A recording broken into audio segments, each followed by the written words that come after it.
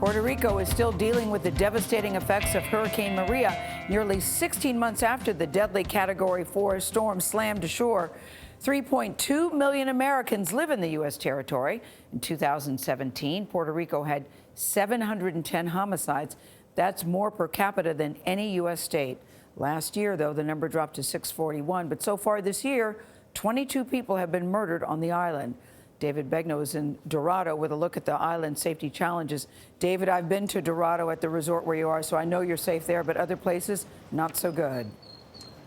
Not so good, Gayle. Look, this is paradise. We know that. But there are a lot of real problems here that people have asked us to talk about. In fact, when we planned this trip for Hamilton, I went on social media and I asked folks, what's the #1 story we can dig into for you? And what we heard more than anything else was crime. So we have spent the last 5 days focusing on that and talking to key players, some of whom believe there is a crisis of violence on this island.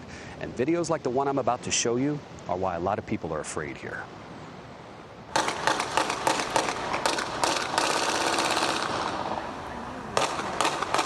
This is not a war zone.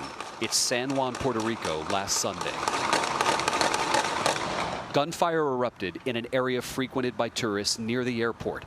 A man is killed in the middle of the street by a gunman who shoots him again as the driver flees. The next day, 2 brothers were shot when a driver pulled up and opened fire in broad daylight. Then Wednesday, a gunman walked up to a man in his car at a gas station in Dorado and killed him at 8:40 in the morning. Do you feel safe walking down the street at night? No, definitely not. Kira Nieves Pearson walked with us through the tourist area of Condado. She used to live here. It's not even perception. It's literally, it's my husband getting held up at gunpoint. It's my mom getting carjacked. You know, it's everybody that I love has been a victim, and it's happened here. Douglas Leff is the top FBI official in Puerto Rico. He says the island is facing a crisis of violence. What percentage of homicides here on the island are gang-related? Sadly, it's pretty close to 100%. Leff told us the motives behind almost every killing are money, survival, and drugs. They could send the entire FBI down here and they would still be overworked. That's just the situation that we have here. You can now go to a precinct and sometimes you only find 1 police officer. Colonel Michelle Fraley was the superintendent of the Puerto Rico Police Department in 2017 during Hurricane Maria. She asked if one of our armed security guards would escort her to our interview because she doesn't go outside after 6 p.m. Personally, at night, I don't leave my house unless it's an emergency that I have to go to the hospital. That is a hell of a statement from the woman who used to be the head police. It is what it is. I'm not hearing anybody say what can specifically be done to make this better. It's very easy. The government has to set priorities. A couple of weeks ago, $500,000 were taken out of the salary account from the police department and moved to the fire department. They're robbing Peter to pay Paul. Correct. Who's gonna work in a place that you're gonna risk your life for everybody, and you don't have no benefits, no money, they don't pay extra hours? That's veteran Puerto Rico police officer Julio Centron Hernandez. He's planning to resign in June, but for now, he's using his paid time off to work at a warehouse in Florida. I'm talking about thousands of co-workers.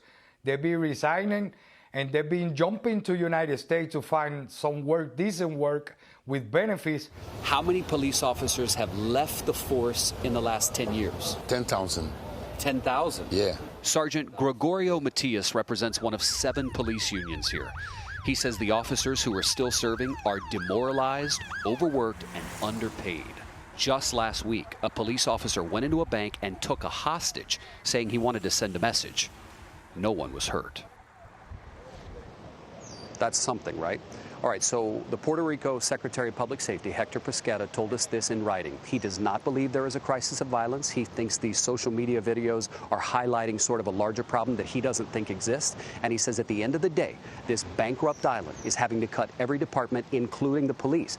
But Gayle, the real issue here is so many police officers continue to leave the island by the hundreds. I talked to 10 of them just this week who left the island and left their families behind in search of better pay and benefits.